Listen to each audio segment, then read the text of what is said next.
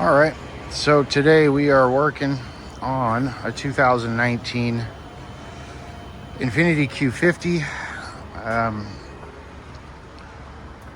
We're going to be solving what I'm calling the $10,000 problem here. And that problem is when the vehicle is on and a passenger is sitting inside on the passenger seat, the indicator light is still showing that it's off. And based on my research, what I've discovered was that it seems to be a factory defect or a common problem on several different models. These sensors that are located on the frame of the seat malfunction quite often, and the only remedy, according to Infiniti, is to replace the entire seat assembly, and retail on that's going to be around 10 grand according to this customer, and according to a lot of forums online.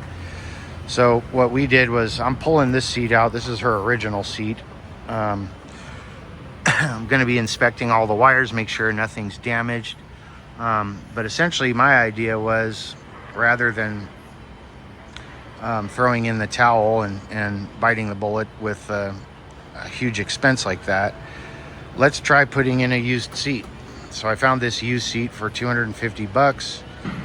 There's no way to confirm if this thing has the same problem, but helping these folks try to remedy situations for themselves within a reasonable budget and using some creative thinking is kind of our specialty over here. So that was my idea. We're gonna just plug and play this one in, see if that solves the problem, see if it gives me the ability to use my scanner to communicate, to do what's called a 0-point reset and calibration, and see if that'll shut the light off. Oddly enough, nobody on all of these forums that I was reading suggested just seeing if replacing the seat with a used one would solve the problem, because there's a possibility that this one is still functional. I can see that these part numbers here don't quite match up, so there's a possibility I'm gonna have to swap this one that's programmed to this car that we're working on. I may have to put that one to this, but I don't know. I'm gonna give it a shot and see what happens with everything intact, and see if that'll allow me to communicate, because when I scanned the vehicle, when I did the pre-scan on it and tried to communicate with these occupancy sensors to either clear out the codes or to see if I could reset them, it wouldn't communicate. And I'm not entirely sure why. We're getting these error messages of abnormal voltage to the occupancy sensors, and we're also getting occupancy sensor malfunction. Supposedly the dealer swapped out the module, and that didn't solve the problem, so their next theory was, again, replacing the entire assembly for 10 grand. But we're going to try to see if this used one will solve the problem and give us the opportunity to reprogram everything and solve a $10,000 problem. So let's see what we got. The one thing I forgot to mention, anytime I'm messing with sensitive electrical on these vehicles, I always disconnect the negative terminal from the battery and wrap it up in a big fat rag so it doesn't make contact with the metal. Last thing you want to do is an accidental deployment. These seats do have airbags installed in them, and anytime you're messing with airbags, it's highly recommended to disconnect the battery. So just a quick little safety tip there. Better safe than sorry. Okay, the used seat is in. It's plugged in, and now I'm gonna reconnect the electrical and, well, see what we got, I guess. I'm not gonna bolt this thing down entirely quite yet, just because if I have to swap anything out, maybe I don't want to have to go through all those motions. So I think we're good right now. We're just gonna reconnect the negative and then hook it up to the scanner, see what we got. So not entirely sure what's going on here. but it's telling us we're having bad battery issues. So wasn't doing this last night.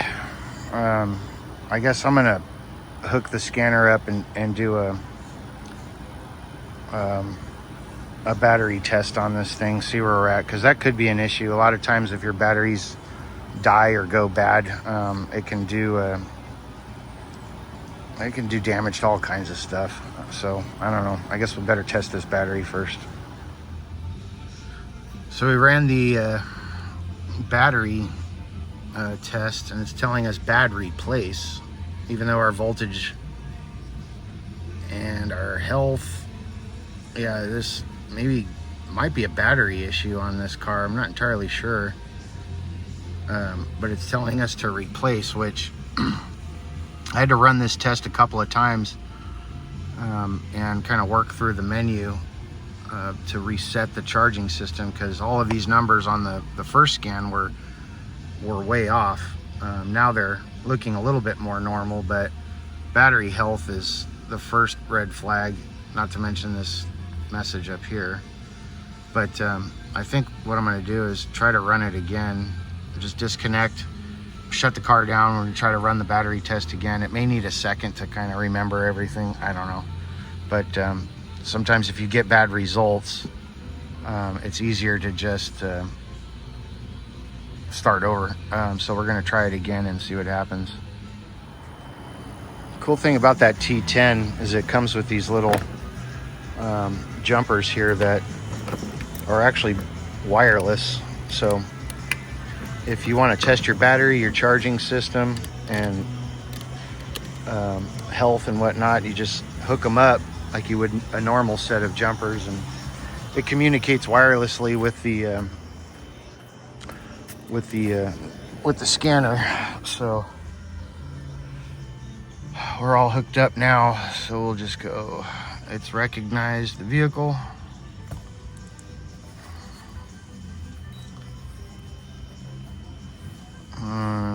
It's gonna work its way through. And at this point, what I'm gonna do is I'm actually gonna go back, hit yes. Okay, and then what we're gonna do is a battery system test. Battery test. It's gonna look for the connection. Connection successful. Vehicle, it's in. This is a standard flooded battery. That's using cold cranking amps. And then you're gonna wanna adjust this down. I don't know if it'll let you adjust it here, but actually you can do it from right here. This one is 585. And then just hit start test. And now it's gonna, so yeah, now you're seeing that we're starting to get some better readings here. It's telling us our voltage is 12.8 or 12.18. State of charge is 30%. Health is showing 100% now. So like I said before, sometimes it helps to unplug all of your equipment and start over, because you'll get different readings every time. Anytime a battery dies or you disconnect it, sometimes it has to reinitialize in order to kind of remember what it used to, or how it used to operate. But at this stage, it's telling us to recharge. So I'm going to see if we can hook up the battery maintainer to it and see if we can get the maintainer to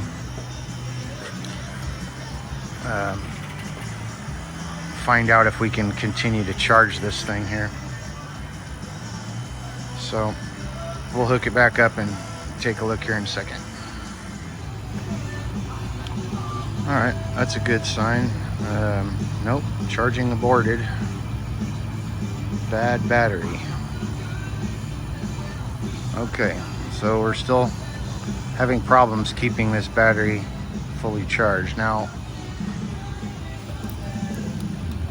24-month free replacement. We've got 1224, 84-month limited warranty. I mean, there's no reason why this thing shouldn't be charging. I'm gonna try a different a different battery charger here. See if that does anything. Because this is a little confusing. Maintainer is not picking up this battery for some reason. So, all right, back to the drawing board. So it's showing that it's charging. Yeah, we're at 54%, so this battery needs to be recharged. This maintainer is a little bit better than the other one, but there might be an issue with this battery that's causing all of this drama with the airbag light. Because again, the voltage has to be at a specific point in order to recalibrate and to do the reset. So if this is our voltage on this battery, that's not going to be sufficient. Or if this is the percentage of charge, we're not looking too good here. So we're going to let this just select automotive here.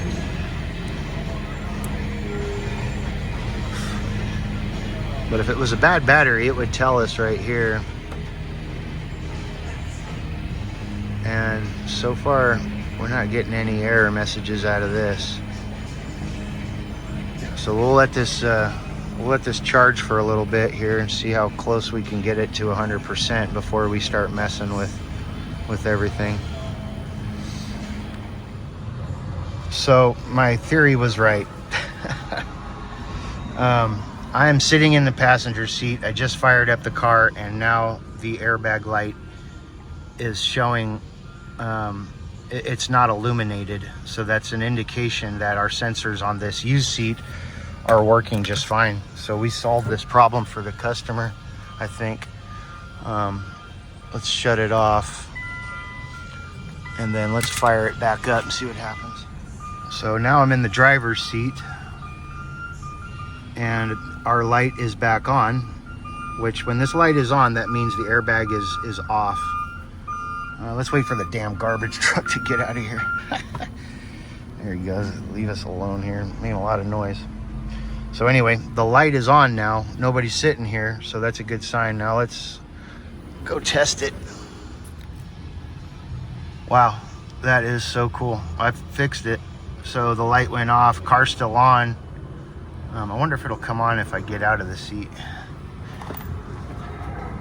So now I'm not in the seat, and the light came on. So that's pretty dope. All of these folks online were really complaining about this issue, that they were looking at, a potential $10,000 repair to solve this problem, to get their passenger airbag to function correctly. And my idea, I'm sitting in the passenger seat now, and the light went off, so the weight sensors are working just fine. We solved this problem for $500, $250 for the seat, and whatever the difference was in labor. So problem solved, man. I'm pretty proud of that. So we're gonna button this back up and give her a car wash and give the customer some good news. Oh my gosh, I'm stoked. So I think the last thing I'm gonna do here is I'm gonna rescan the entire system. I'm gonna clear out the DTCs. Hopefully we get a clean bill of health on our report, and we might be able to remove those error codes on the occupancy sensors. But yeah, to recap, man, Infiniti wanted 10 grand to fix this problem, and after my research, nobody mentioned anything about just buying a used seat and seeing if that handles it. I found probably 7 different used seats for less than a few $100s. And, my idea was we just keep working down the line until we found one that worked. But man, we hit a home run first up at bat. So right on. Well, in summary, the takeaway that I've established here is that, a lot of the information that I read online and a lot of these forums I was digging through to find a solution to this problem essentially that used seat had already been pre-programmed. That module anyway had already been pre-programmed. The weight sensors were already calibrated. There was no need for a 0-point reset. There was no need for calibration because it was already set by the manufacturer. So in essence, it was just a plug and play. The modules that and the sensors that were in that used seat still had the factory settings installed in them, so we didn't have to do really anything. And luckily my scanner was able to clear out the codes. The final scan that we did gave her, you know, all green lights on everything, so she got a clean bill of health on that final post scan. And you know, I'm hoping that this repair sticks. I told her that if it potentially, you know, the problem persists, you know, that there's an option of replacing those sensors, but unfortunately Infiniti does not sell those sensors or those modules individually, so that's why they're suggesting a full replacement of the entire seat assembly. I think you know, originally we were concerned that this would be a quick fix and it may not stick, but I'm pretty confident that it will. So we're going to keep our eye on it, and anything that happens along the way, I'll update this video accordingly. But for the most part, pretty stoked.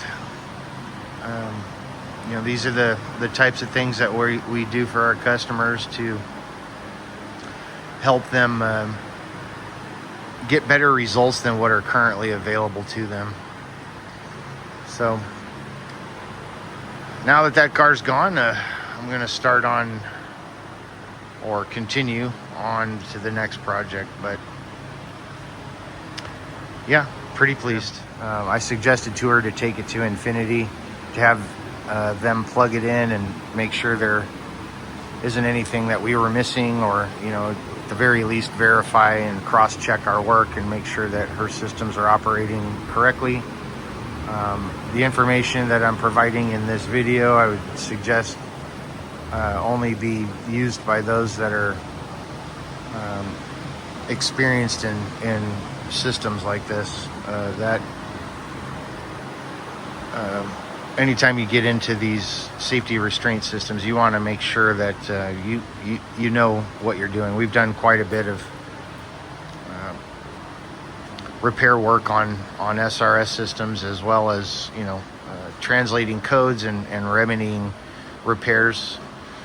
And you know, again, this is kind of the strategy that we use here. Customers usually come to us because we're their last ditch effort.